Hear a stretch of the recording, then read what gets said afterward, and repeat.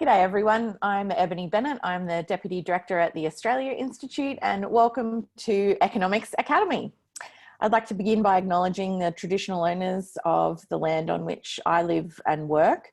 Canberra's Ngunnawal country. Sovereignty was never ceded here. It always was, always will be Aboriginal land, and I'd like to pay my respects to elders past and present. And also extend a welcome to any Aboriginal or Torres Strait Islanders joining us on the Economics Academy webinar today. Over the next 8 weeks, we will be releasing every fortnight a video tutorial explaining some basic economic principles, and those videos will be published on the home page, and you should have been sent that link when you signed up and when we send you the reminder about videos being published on that website. And every fortnight, we're going to be doing one of these webinars where you'll have the chance to ask Richard and Matt your questions directly, if any have arisen from those tutorials. And we'll also pick one topic that's kind of relevant to the current economic debate and use that to shine a little bit more light on the topics that we've discussed in the tutorial. So the second tutorial is opportunity cost and thinking at the margins. That's what we'll be talking about today. Hopefully most of you have had a chance to watch it. It's a little bit longer than our first one. There was a lot to get through. But before we get cracking, just a few tips before we begin to help things run smoothly. If you hover over the bottom of your screen, you'll be able to see a Q&A function where you can ask questions of Richard and also upvote, and Matt, and also upvote questions and make comments. Please keep things civil and on topic in the chat or we'll boot you out. And lastly, this discussion is being recorded and will be posted back on that homepage and emailed to you after the discussion. So if you have to pop out or anything else, don't worry about it.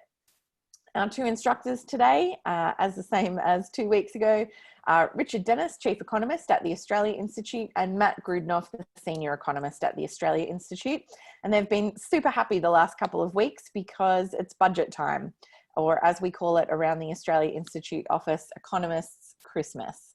And today that's what we're going to be talking about, the federal budget, and using that as a way to help illustrate the concepts of opportunity cost and thinking at the margins. So Matt, Richard, welcome. Thanks for joining us today. G'day, Eb. Matt, if I could start with you, can you, for those who maybe haven't had the chance to watch that video tutorial yet, just quickly explain to us what opportunity cost is and why it's so important in economics? Yeah, opportunity cost is a special kind of cost. So normal costs, if you want to do something, then, you want to go to the movies, then it costs you money to get into the theatre. That's the cost of going to the movies. But opportunity cost includes other things like the time or the other things you could have done with your time if you say go to the movies. So if you decide to go to the movies, instead of going to the movies, you could have done something else. And whatever you would have done with your time, that's the opportunity cost. So it basically says, you have resources, you have a limited number of resources, and you can allocate those resources however you like. But if you put your resources into one thing, then by definition, it means you can't put those same resources into something else. And what you've given up, that something else, is what opportunity cost is. And so, Richard, when we look at something like the federal budget, this year we've seen unprecedented public spending, accompanied a few years down the track by unprecedented public debt that we keep telling everyone not to worry about. But what does the federal budget teach us about opportunity cost? I'm here. I just had a warning that my battery was running flat. So I had an opportunity cost. I have one charger and an iPad and a phone, and I've had to reallocate my scarce resource from my phone to my iPad. So the budget is literally the government spelling out its preference, its preferred allocation of scarce resources. The budget literally, people think it's an economic document. It has economic consequences, but what the budget is the government statement of values, the government statement of priorities, the government statement of here are the things I want to do, and everything I didn't include in the budget for either more spending or some spending, everything I left out is by definition the long list of things I didn't want to do. And we hear all the time government saying we can't afford to do this or we can't afford to do that. What they mean is the opportunity cost of doing that is too high for me. I would, if I'm this government, I would prefer to give Richard a tax cut than to increase unemployment benefits. I would prefer to spend a lot of money on roads than to spend the same amount of money on public housing. So the budget is a nice, it's the one document you can trust in Australian politics, because while its forecasts might not always be accurate, that's not actually a hanging offence, the forecasts may not be accurate. What the budget says every year are, here are the things that we wanted to give money to, and here is the relative amount of money we want to give to different things. It forces the government to be clear about what its priorities are and all the things it can afford to do. And so, Matt, if we look at this year's budget and take some of the big ticket items out of that, like I said, we're spending tens, if not hundreds of billions of dollars over the long term. What are some of the opportunities in this budget that the government has invested in, and what are some of the costs that we haven't invested in there? Yeah. So, they're planning to spend $500 billion. That's 480 billion. So a tiny bit under $500 billion over the next 4 years. They've decided that this budget should be about jobs. So, and that's the right thing to do. So during a recession, you want to stimulate the economy. But what you can stimulate an economy in lots and lots of different ways. So a great way of looking at opportunity cost is the government's choosing to stimulate the economy through personal income tax cuts. And they're also choosing to stimulate the economy through some incentives for business to invest more. And together they're worth about $50 billion. So they're the main chunk of the stimulus spending. And what we can do with opportunity cost is, well, we can stimulate the economy in lots of different ways. Is this the best way to stimulate the economy is really the question we should be asking. If we instead put that $50 billion into other stimulus projects, would we get more jobs? And the Australia Institute's done some research on the tax cuts in particular that's shown that we estimate that those tax cuts at best will generate about 30,000 jobs.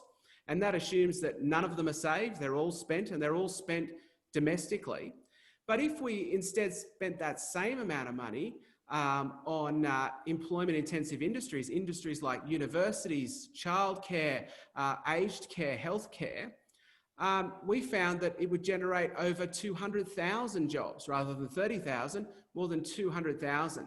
And so we think that the government's got it wrong. We think that their opportunity cost is way too high. If they're interested in jobs, then maybe they should be looking at better ways to generate those jobs rather than handing out income tax cuts, mostly to high income earners.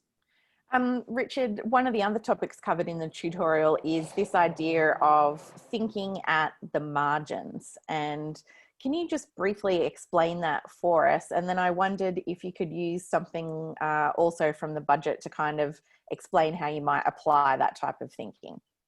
Yeah, absolutely. So economists distinguish different types of costs. Opportunity cost is different from financial cost. Financial cost is just the dollars. Opportunity cost is all of the resources. And economists have got this weird things like time, and it's not just dollar figures. That's what you're saying. Correct, and not just time, although that was a good example that Matt used. Economists understand, for example, that a beautiful forest, when we chop it down and turn it into wood chips, the value of the forest is far greater than the cost of the petrol for the chainsaws.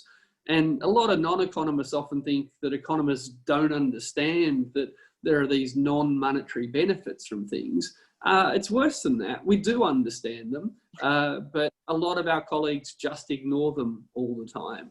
And a lot of politicians and people proposing to destroy the Yukon Gorge caves, for example, have just ignored these opportunity costs. So yeah, so economists distinguish between opportunity cost, which is all of the values, all of the resources built into something, versus financial cost.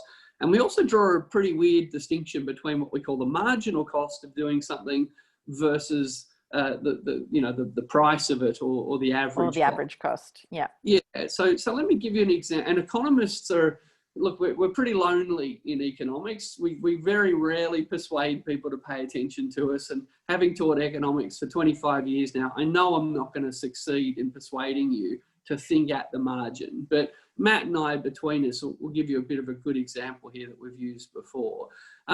Imagine that you needed to get your screen replaced. Ebony, I'm going to make you my subject.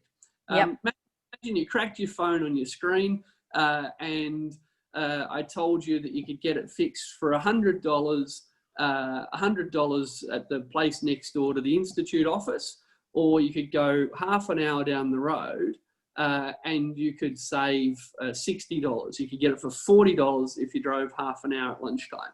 There's no right answers here, but what would you do? Pay the $100 for the convenience or the $40 for the trip? Given how busy we've been lately, I'd probably spend more money for the convenience, valuing my time a bit. No, I'm a tight ass. I would definitely take the drive. Okay, so Ebony, let me stick with you. It's the weekend. You got nothing, and I know from Facebook you like to go for a long walk on the weekends now.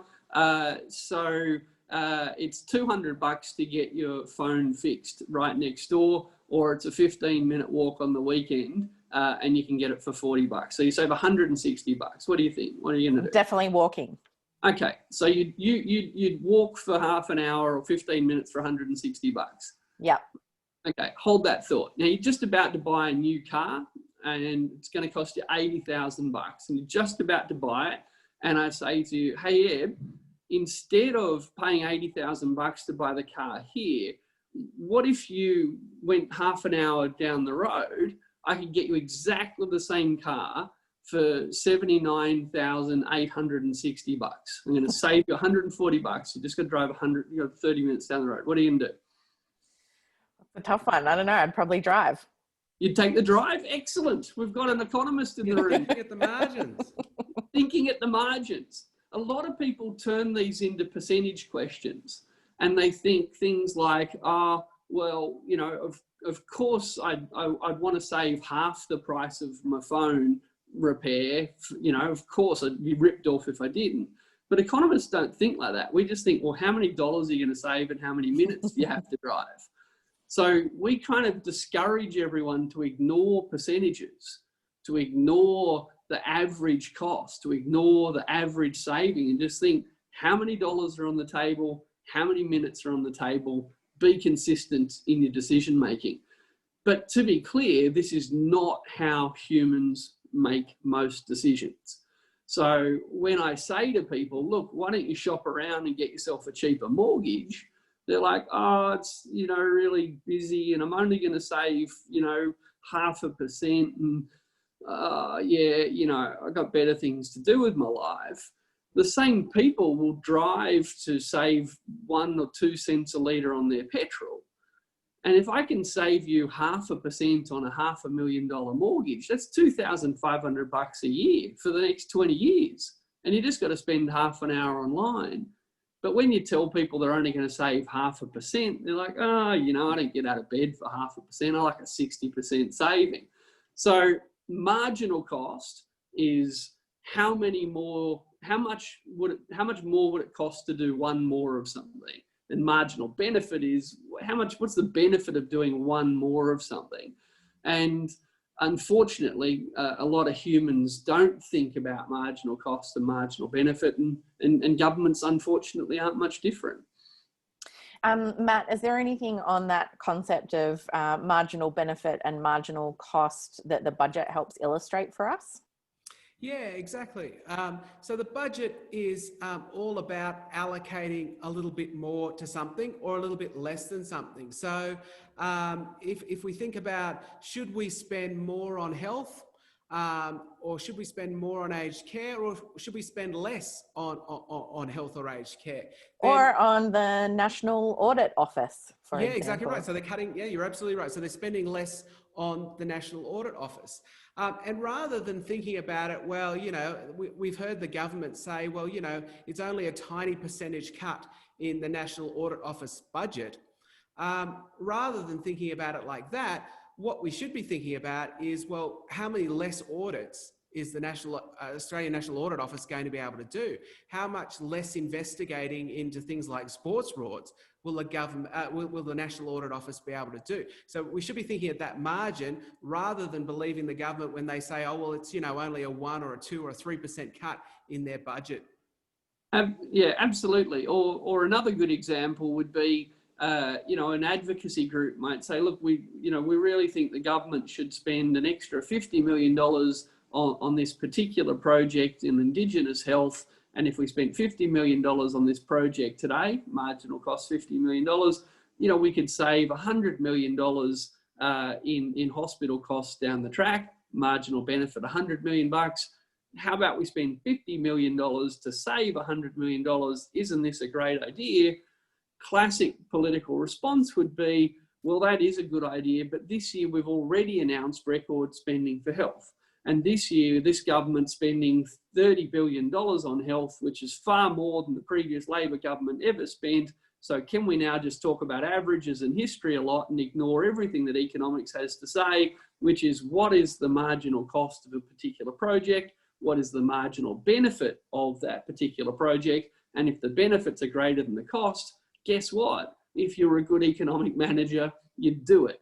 But if you'd never studied first year economics or never done an academy with me and Matt, you might just go blah, blah, blah, how much money got spent in total, which is precisely irrelevant for evaluating whether it's a good idea or not. And I've got my favourite example, if I've got one more for you, is the government is committed to spending 2% of GDP on defence, right?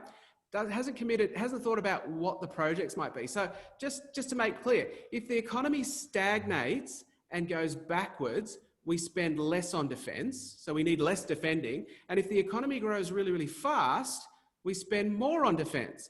Now, I would argue that, how fast our economy is growing isn't going to have much to do with what kind of defence we need. So rather than identify projects, identify threats and how the best to defend against them, we've just arbitrarily attached it to GDP, said it's 2%, and we're not evaluating the marginal cost and the marginal benefit. We're just saying, well, if the economy grows fast, we'll just throw more money and we'll buy an extra submarine or another ship or a few more tanks. Another submarine we won't use, as Richard likes to point out.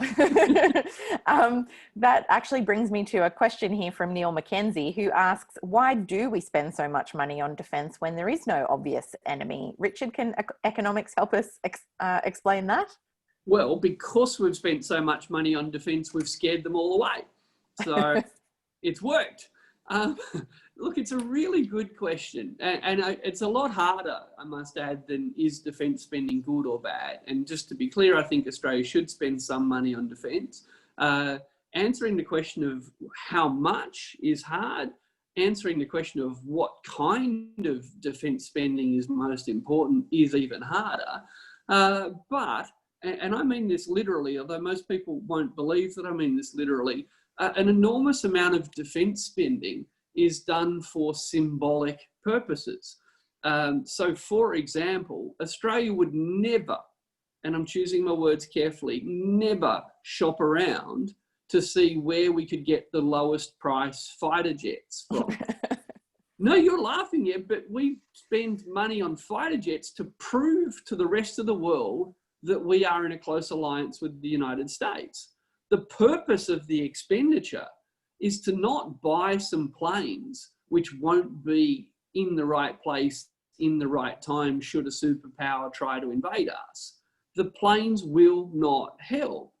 But the symbol of purchasing the planes is a symbol of diplomatic and media and military proximity that's basically saying to a threat, we're like this with the US, right? And that they will sell us the F-35 and they won't sell it to countries they don't trust. And the fact that they're willing to sell us one of these overpriced things that probably don't fly very well is proof that they trust us. So it sounds weird, and I'm not saying there is no material substantive function in having things that can kill people. Having big guns and bombs can be used in their literal way, but the main purpose of our defence spending, the main purpose is to demonstrate that we're a rich country that has a very big defence budget, and more importantly, that our defence budget means we are inextricably linked with strong and powerful allies, if not reliable allies, in the form of Trump's America. That brings me to the next question that I've got here, which is from David Batt, who asks, what is the scarce resource, or what are the scarce resources being allocated in the budget? Because clearly it's not money. Matt, do you want to tackle that one? Yeah, sure. It's our ability to make stuff. It's our ability to supply stuff. When the government enters and says, well, look, we need more money, we need to hand out bigger tax cuts and give more resources to Australians, hopefully they'll go out and spend it. At the moment, during a recession, they might well save it, but if they go out and spend it, then they demand stuff.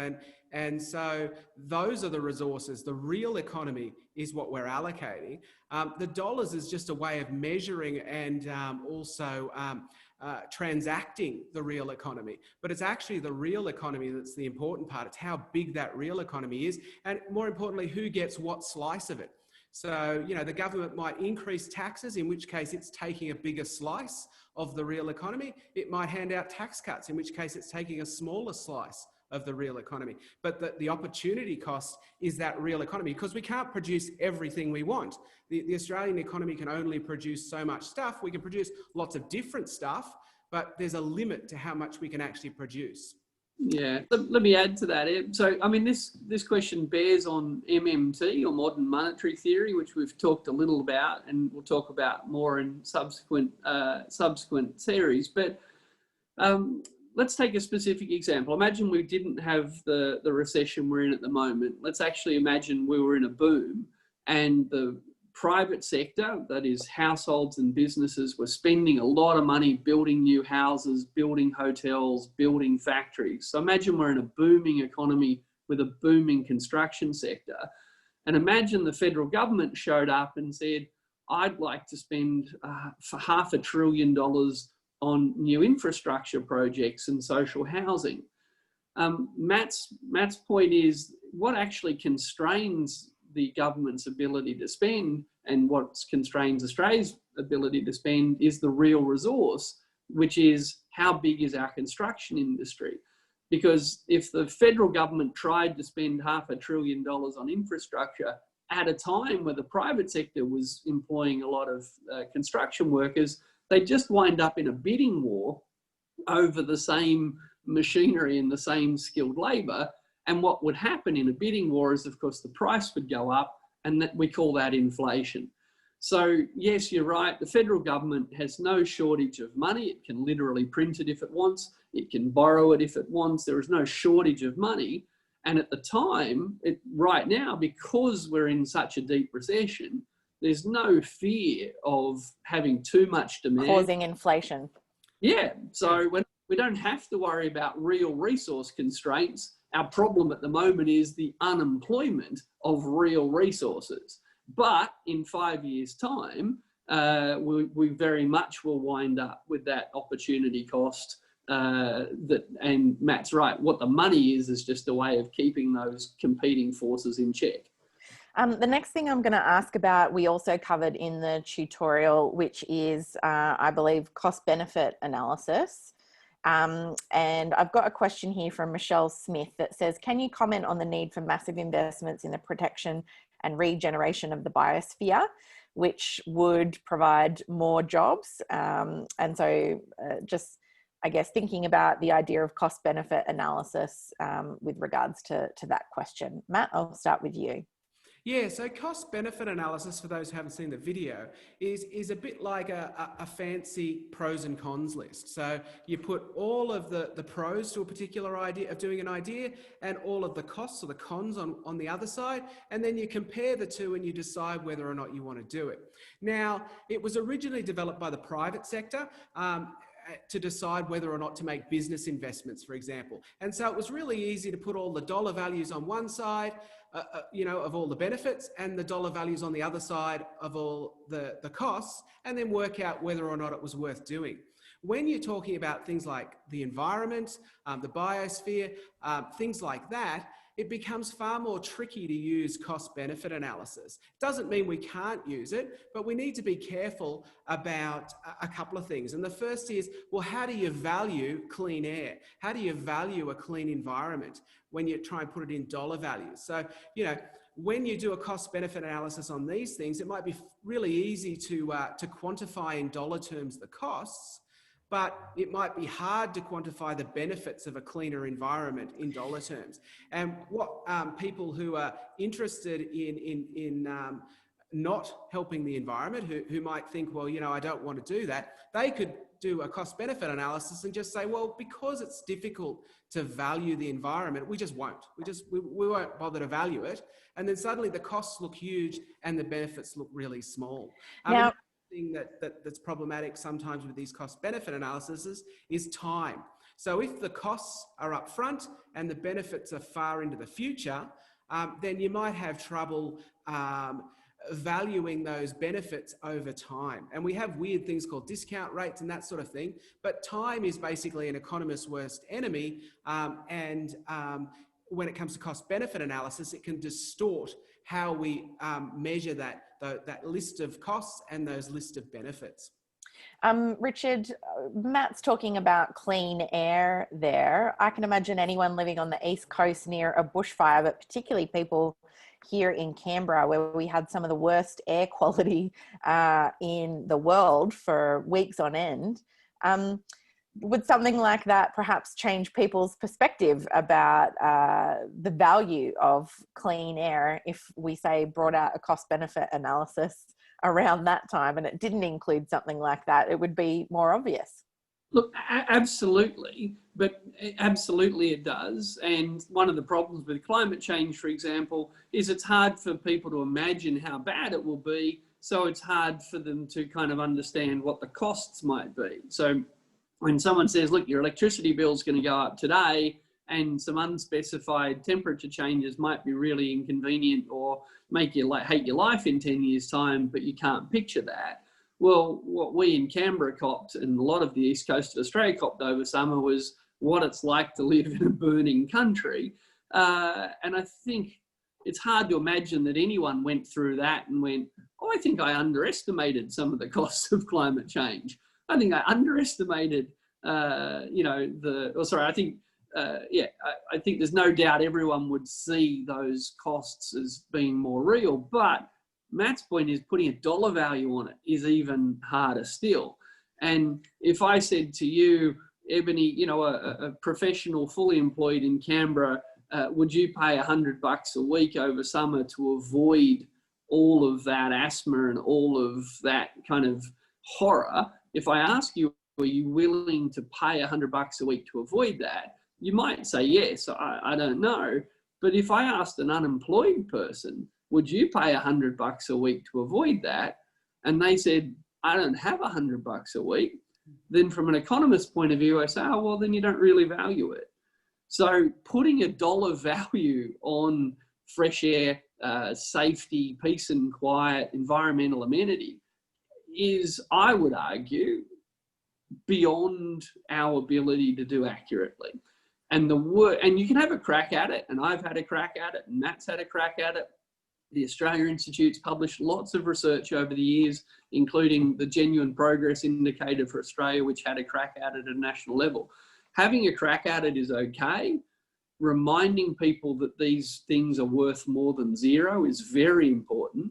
But anyone that'll put their hand on their heart and say, I know what the value of a koala is, and I know what the value of fresh air is, and it's this amount, I would put it to you that anyone that says that and believes their number is both accurate and precise needs to do a lot more economics academies with us. Yeah, you end up with Matt, things like the Summers memo, which is a classic thing you might want to tell them about, Richard. Yeah, sorry, before we do that, Matt, people are having a little bit of trouble hearing you. Could you move closer to your microphone, please? Sorry, is that better? People will tell us in the comments, I'm sure. Fair enough. So yeah, do you want to talk about the Summers memo? And then I've got a couple of questions that I can see about, which we didn't cover in the tutorial, but I think are linked to this discussion about the idea of negative externalities. Yeah, oh, well, the two relate very... Yeah, there you go. They're kind of one and the same thing. So can I suggest that we might put a link to the Lawrence Summers memo up for all of our participants, because it really is a wonderfully jaw-dropping read, and I don't have it in front of me at the moment, but you have to understand that Lawrence Summers is not just the former president of Harvard University and not just the former president of the World Bank, but one of the most esteemed economists in the world, wrote this famous memo, which talked about how Africa and developing countries were under-polluted. Right? There wasn't enough pollution in these countries because, and I'm recalling here, but my recall's pretty good. Pretty close. I'm paraphrasing, but he says the economic logic that Africa and developing countries is under-polluted. He says the logic is almost irrefutable from an economic point of view.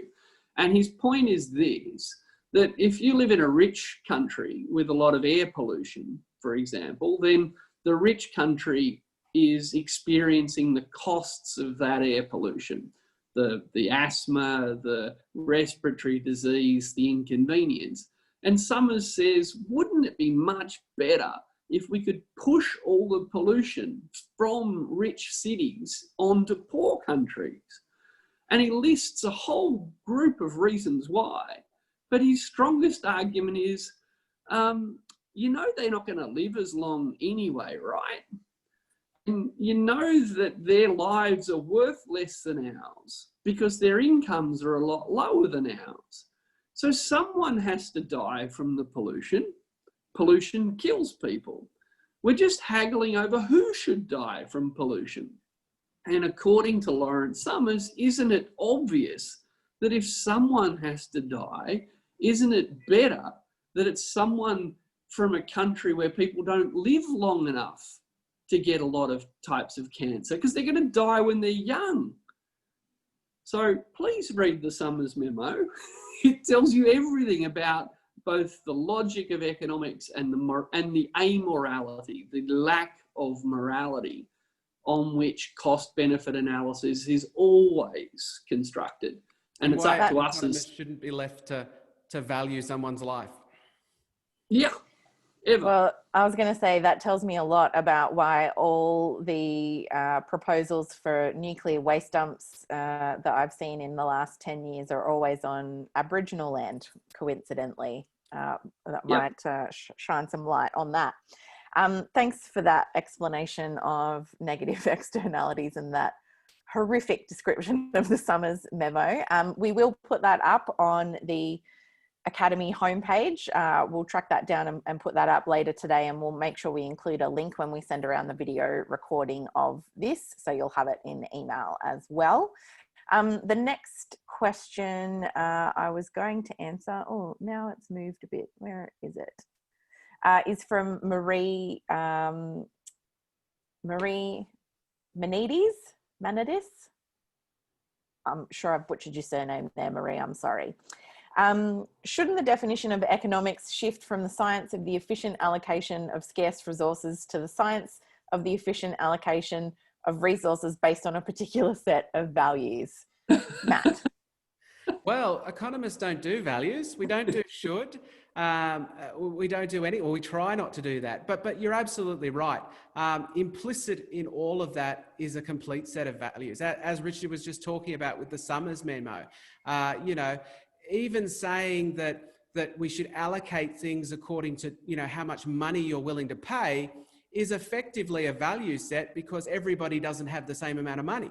So, you know, if the classic thing is if you were next to one of the richest people in the world in the middle of a desert and there was one canteen of water and it was just you and the richest person in the world and there was an auction to decide who gets it and the person who doesn't get it dies, are you going to win that auction? Well, the answer is no. And so economics would say, well, you know, that just means you want the water less.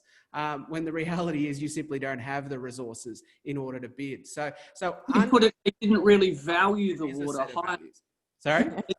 Wouldn't we put it, Matt, that they just didn't value the water as highly as the billionaire? That's exactly right, yes. And then we get to things, well, you know, that rich person, their life must be more valuable. And, you know, underneath all of this is a set of values, but, you know, economics does tend to try and hide from that.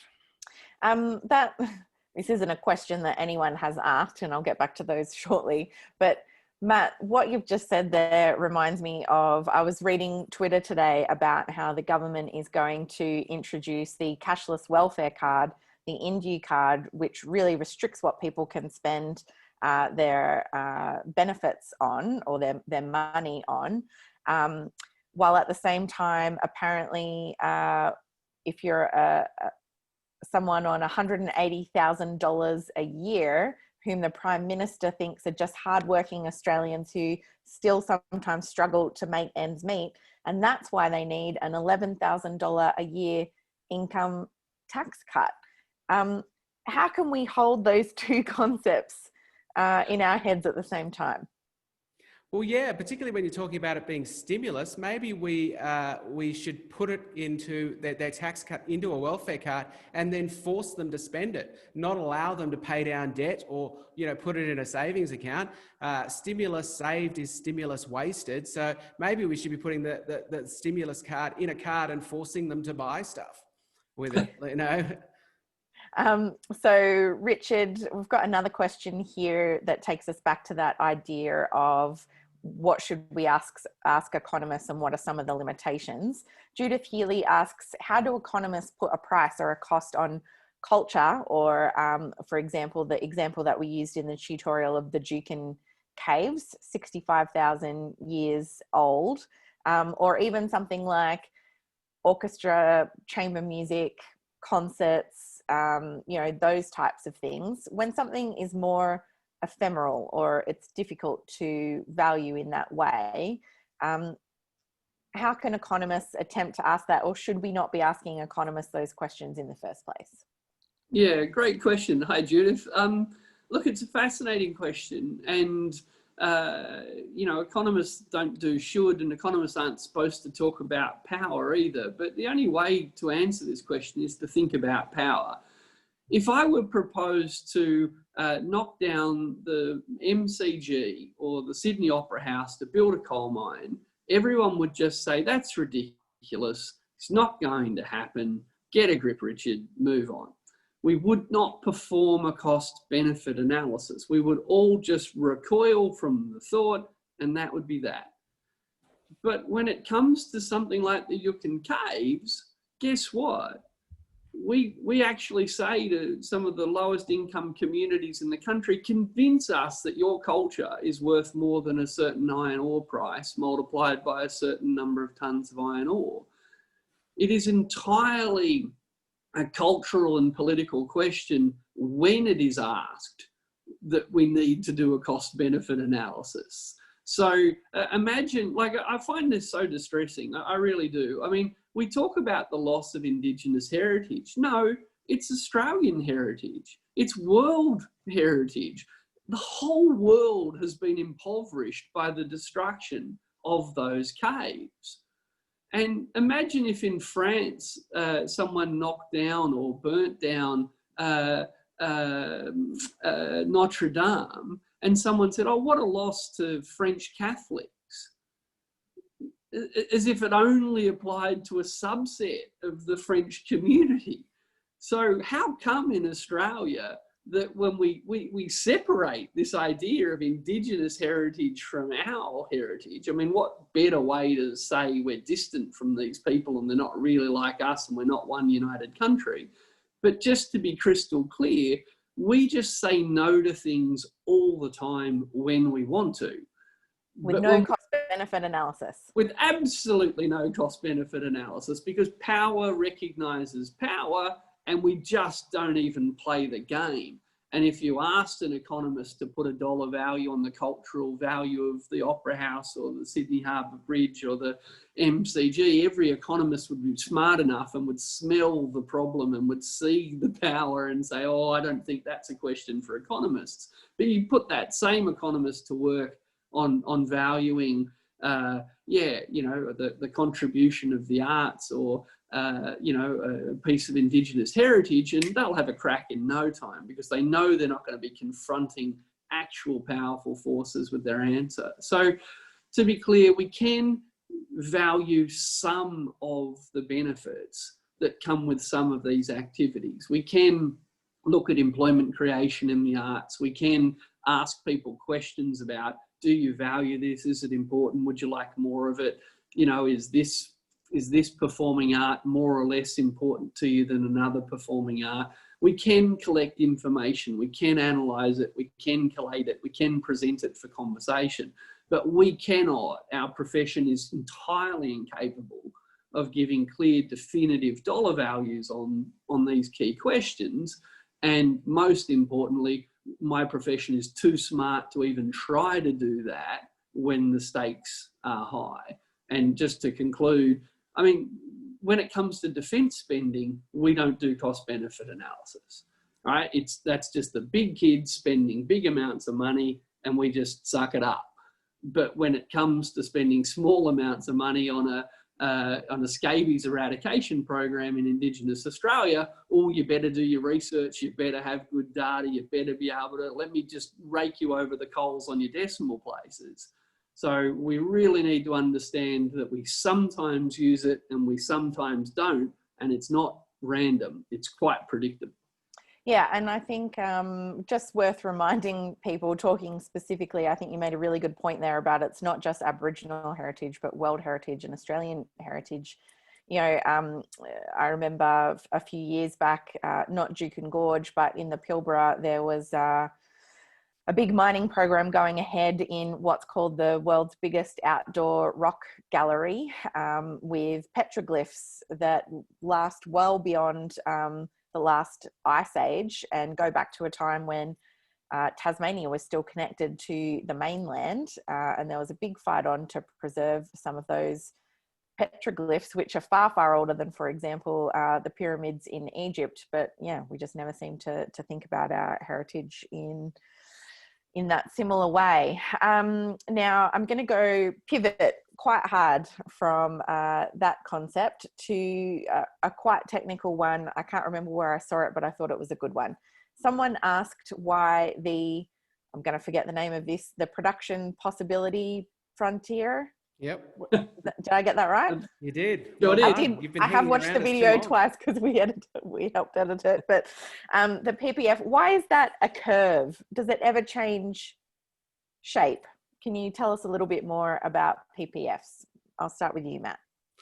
So the PPF is curved. It doesn't have to be, but the PPF curving is actually a really interesting question. It curves, so the PPF basically shows you the trade-off. So if you put all your resources into one thing, then you produce none of something and the maximum of something else. And if you put all your resources in the other thing, you produce the maximum amount of that and none of the other thing. And what the curve is all the other possibilities that you can do. Now it's curved because as we get closer and closer to producing all of one thing, I think in the video we used guns and butter.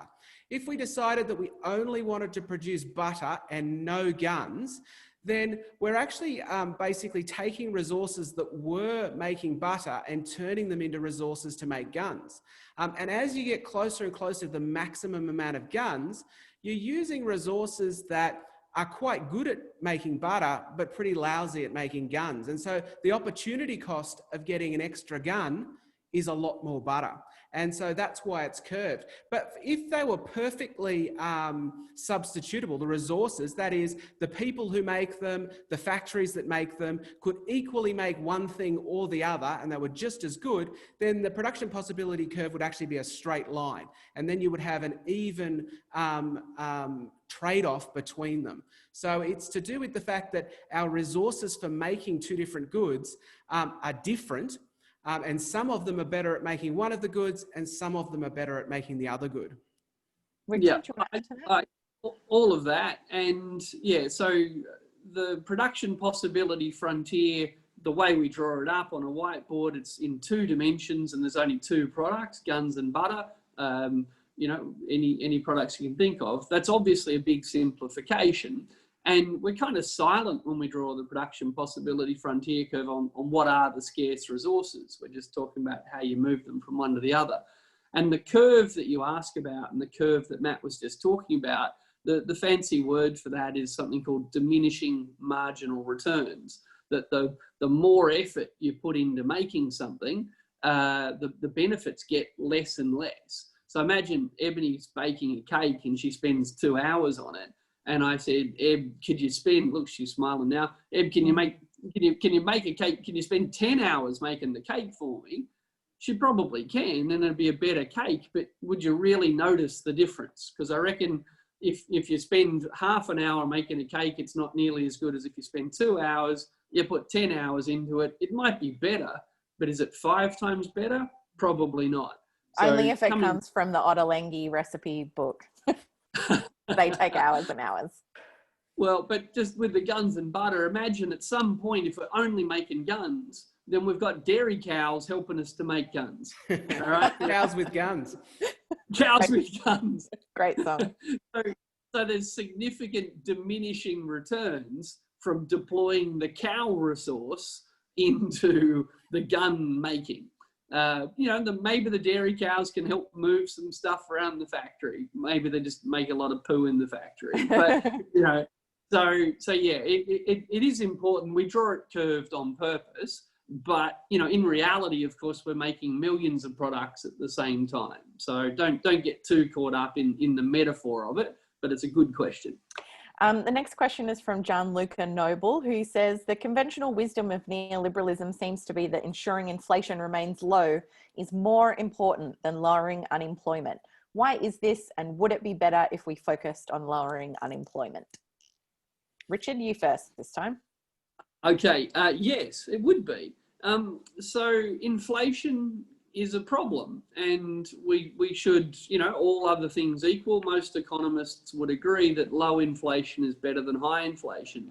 What economists can't agree on is what low is and what high is. No, is 3% high? I don't know. Is it higher than 2? Yeah. Where's the problem start? 2.5, 2.9, is 3.1 really a problem? So 3.1, that's crazy. I'm a 2.9er. I've always been a 2.9. Right, so we're right into subjectivity, and we haven't even compared inflation to unemployment yet. Economists don't know what high inflation is.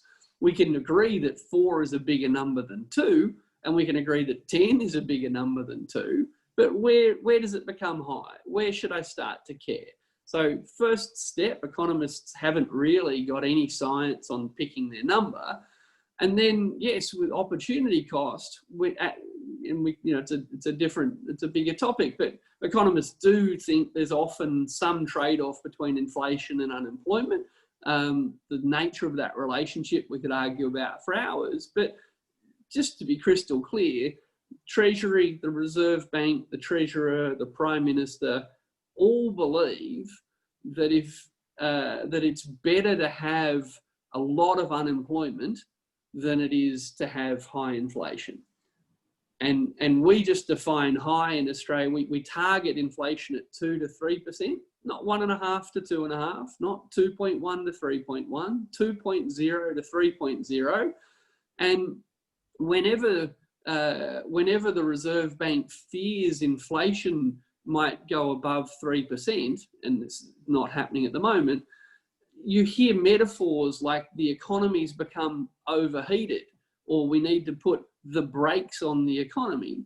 And what those metaphors conceal is it's economists saying, we think inflation might be above our preferred 3%, so we want to slow the whole economy down and cause some unemployment because we would rather have some unemployment than see inflation go above 3%.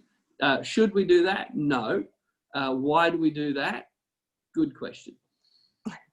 Matt, anything you'd like to add to that? Yeah, and to be clear, the reason we want more unemployed people is because unemployed people don't earn wages, they don't have incomes, or the unemployment benefits are so much lower, and so they're not demanding as much stuff. So we're effectively taking demand out of the economy, and the way we're doing that is by increasing, say, interest rates, if the Reserve Bank's doing it, in order to have people not be able to spend as much.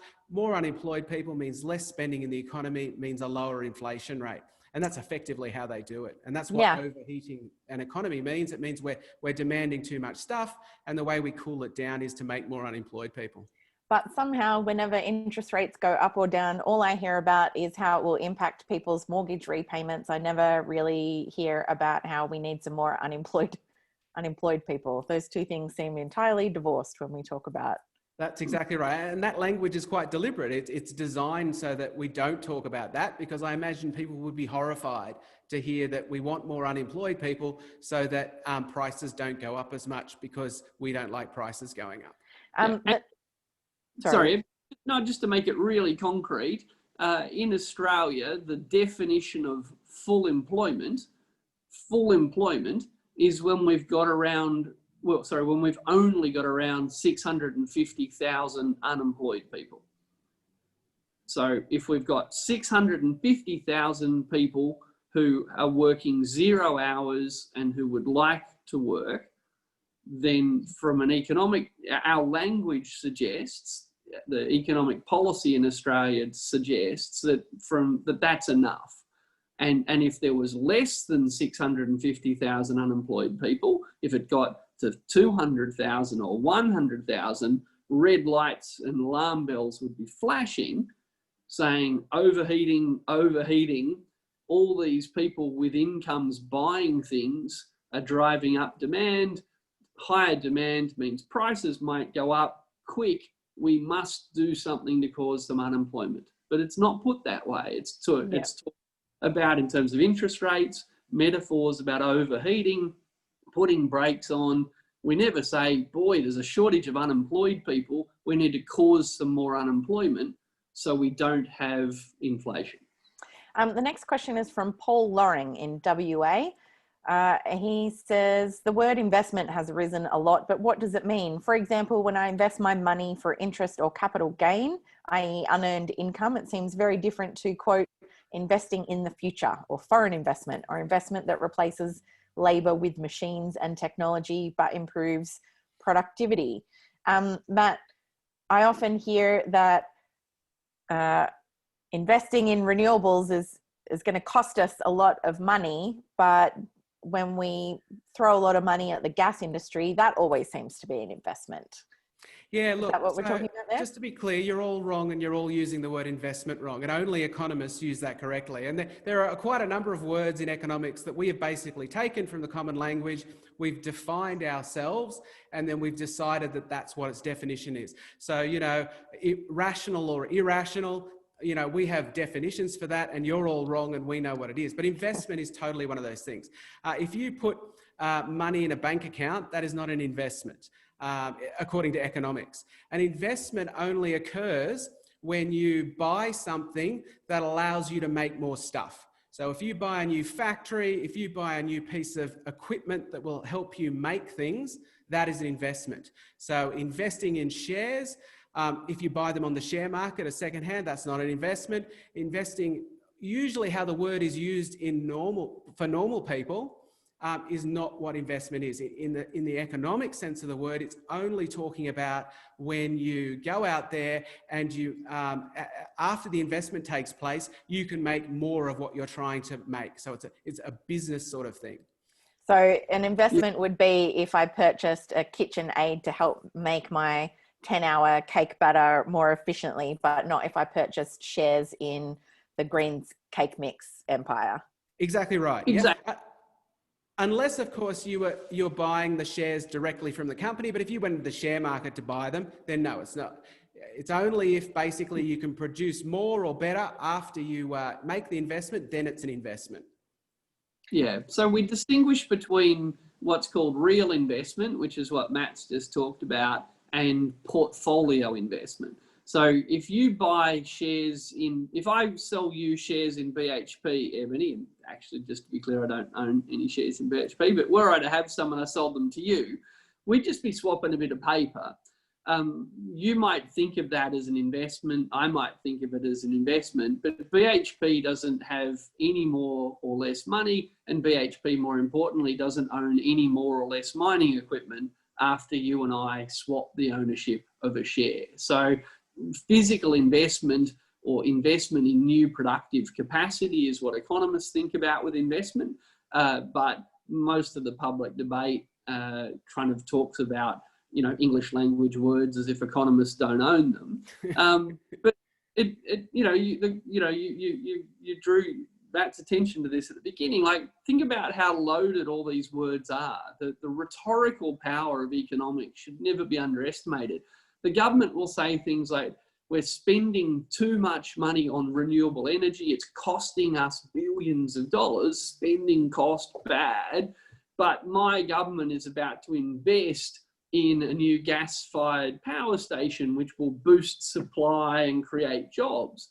So if I'm the powerful person with the microphone, I get to define everything you want to do as a cost and everything I want to do as an investment. It's genius. It just, if only a journalist would pull them up on it. But yeah, the words really matter. And the most dangerous thing in economics is where economists have got a carefully defined term, but it's a term that also has a plain English language meaning. And when the two get confused or conflated, it can be, Matt and I could deliberately conceal or confuse people, or hopefully we can reveal to people. But a lot of people out there who should know better are simultaneously moving seamlessly between fancy economics definition and plain use English definition. And it's a very dangerous thing. I might just take us back to BHP stocks for a second there. And I also don't have shares in BHP, but the Australia Institute did publish some research recently showing that fossil fuels stocks have been the worst performers in the Australian stock market over the last decade. And they lost around half their value in the first quarter of this year with the COVID crisis, compared to about 23% for the wider market, continuing a decade-long trend of underperformance. That one's called Dirty Secret, and you can find that on our website.